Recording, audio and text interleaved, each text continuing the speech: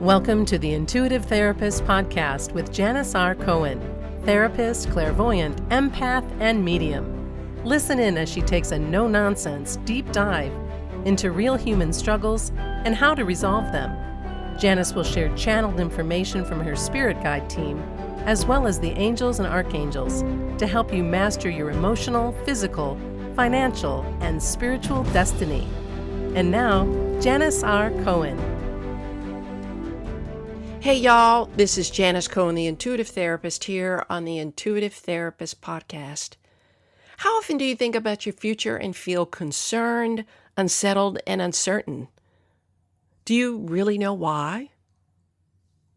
Today I want to look into that with you and help you understand the real truth, the basis of the worries that you have about the future. And trust me, it is not what you think. I'm going to reveal the root cause of the anticipatory anxiety that you have. And I hope that when you find out what it is, you're going to be able to release all that stuff that you carry about the future once and for all. With the lifespan of the average human being around 80, it makes sense, right, that you want to make sure that you're prepared for the future. But do you really have a plan? And do you worry about that plan? Is your plan without worry?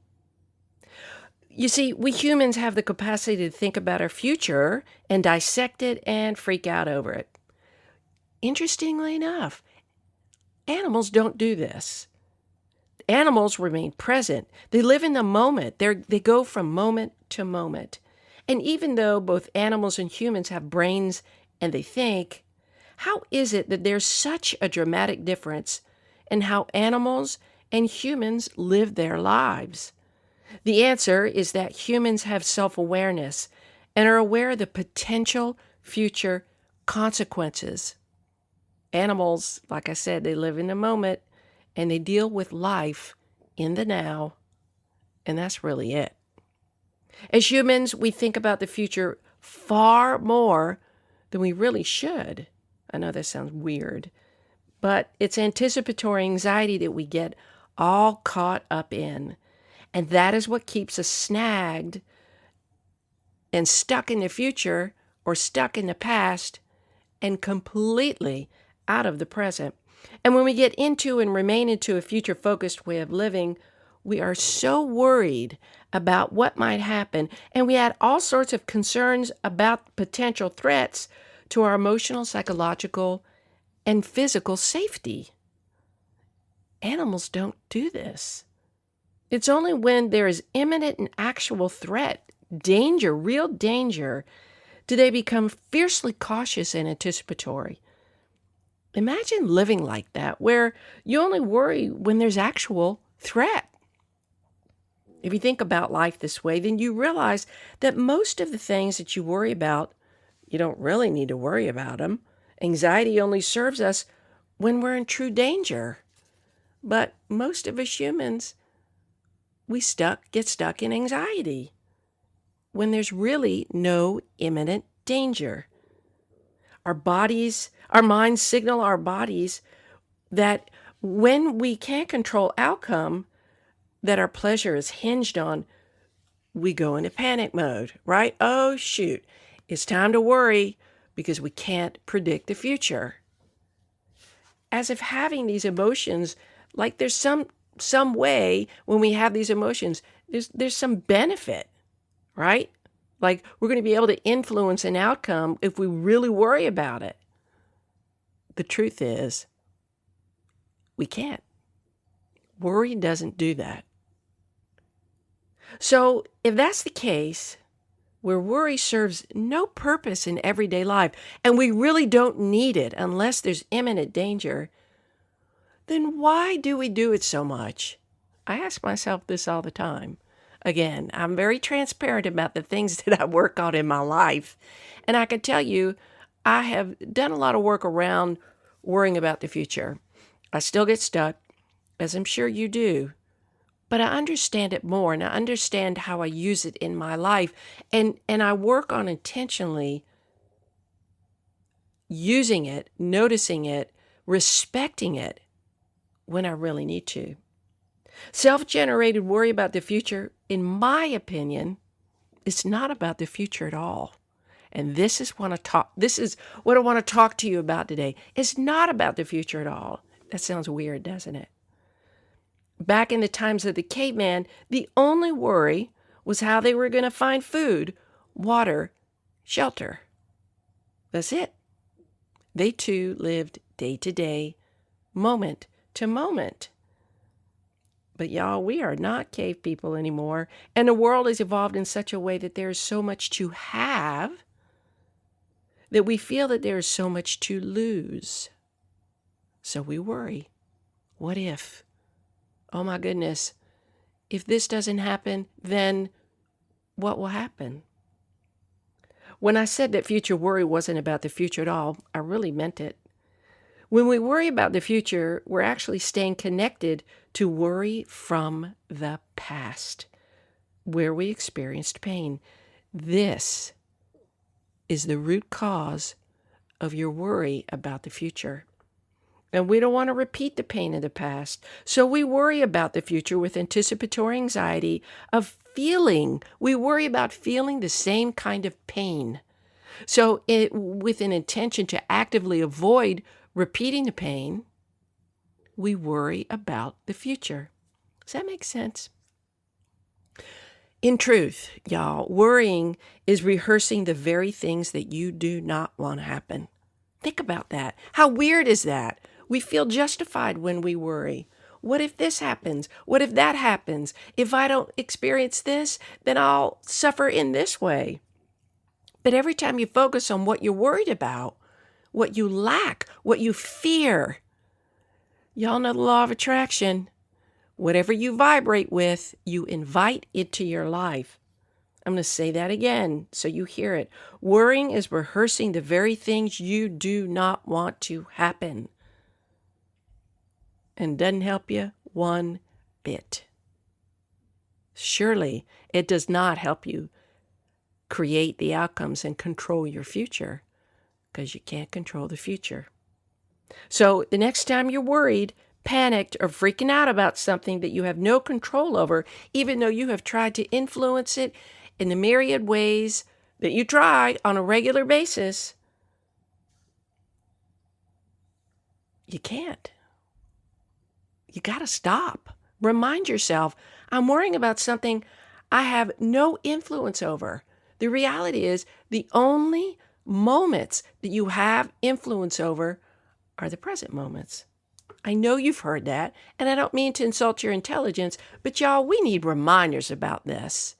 And when you really look at the truth of that the only thing that you can control is now, what you do in the now, how you think, how you feel, what you believe, what you perceive. That's all you got. So get back in your body in the present moment. Bring yourself back to breath. Y'all, this may sound corny to y'all. You're like, what? It's hard for me. When I start to breathe, it's hard for me to calm down. Well, give yourself a little bit more time. Breathe. Breathe so deeply that when you breathe, the only thing you are feeling and thinking about is the breath you're taking. Okay? For example, this is how I teach people to breathe, and it will feel counterintuitive, but that's the whole point. It's so counterintuitive the way I'm going to tell you how to breathe, even though it's real simple, that you'll realize the only thing you can focus on is the way you're breathing. For example, I want you to breathe in through your nose, pushing your belly out, filling up your belly and your lungs. Breathe, breathe, breathe, breathe, breathe. And then as you exhale through your mouth, pull your belly in. Do this as many times as you need to get back into your body and out of your mind. Do this whenever you feel lost in confusion, whenever you feel worried, whenever you feel fear. All of that, worry, fear, uncertainty, confusion, it is all about the future. Get back to breath. Get back to your body And I promise you, your thinking, your focus will be very, very different.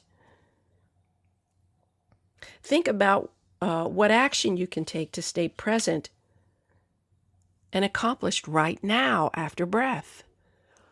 And the purpose of that is to just ask yourself, your higher self, whoever's guiding you, what is my next step just right now? What can you do right now in this moment to bring calm into your life, to be present in your life? What can you remind yourself of that will help you stay in this moment, not in the future? What can you tell yourself that will stop you from spiraling down that rabbit hole of the future or the past? Sure, identify what finances need looking at so you can retire when you want to, and then start saving right now, for example. Go to your bank account and start a retirement fund or an automatic transfer to a savings account. Just do something right now to alleviate the anxiety of waiting around for the bottom to drop. That's the whole point. Be in the now. Control what you can in the now. Stay connected to yourself in the now. Look at what your anxiety, the worry, is trying to tell you. I talk about this all the time. How to connect with the feelings that you have. Y'all aren't just here, none of us are here to suffer. We're not here to just be in the feels, right? We are here to get the clues from what we feel to better ourselves. Your anxiety is telling you something about what you need to do now to ward future anxiety off.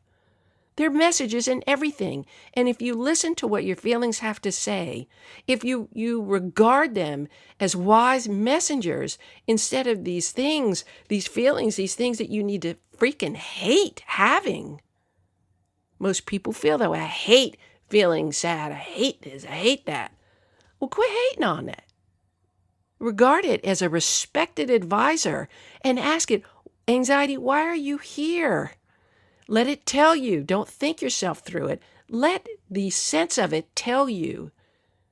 And 99.99% of the time, it is saying to you, take some action. It may be a massive action, like dealing with your money, really looking at it, hiring somebody to help you, or finally dealing with your weight or your health, or how you show up in your life. Giving more to your work, right? More to your dreams, taking action. And the action can be quite calculating, which is great. The anxiety can tell you, hey, you know what? You're too much in the future. Get back here. Get present. Do something. Your anxiety can tell you you're in panic mode too much. Doesn't help you. Your anxiety has messages. Your anxiety can even tell you, your worry about the future can tell you, hey, stop worrying. Go do something fun. Go exercise. Go create something. Go give your time to someone in need who doesn't have the luxury to worry about what you worry about. Think about that. Go be of service and give of yourself to those less fortunate who are worried about more real life stuff. Get out of your head and take action, and then let the chips fall where they may, as long as you're acting in integrity with yourself every day and in every moment. Do whatever you can right now to bring calm and peace into your life. And when you need to be hypervigilantly worried, you'll know when it's time, like the animals, like the lions and tigers, right? Bears, they only worry in the moment. Outside of those moments, where you're about to be hit by a car, God forbid, face that imminent injury or in harm's way, in real harm's way, go live your life. Go enjoy your life without being cognizant of how you plan to contribute to your own suffering. Instead, go be cognizant of how you plan to contribute to your future stability and happiness by being happy right now, being calm right now, being productive right now, being confident right now. The truth is, all any of us have is this moment. So learn to respond spontaneously to the needs of the moment. That's how life should be lived. Just respond to it. Doesn't mean you can't be prepared. But just kind of go where the flow takes you, and you'll be living heads and tails above those who don't. Look, I work with so many people who struggle to create confidence and certainty in their lives, to make decisions easily and effortlessly so that they can live in the present moment. If you're struggling with that, if you realize that you're at a point where you can't live the way you're living anymore, and you have to make changes, and you're ready to be all in, you're ready to do the work, reach out to me. I've helped thousands of people feel good about their lives, get clarity, feel certainty, and create businesses that they love, and create lives that they love, change how they show up in relationships. You show up to your life, I'll show up to help you get it.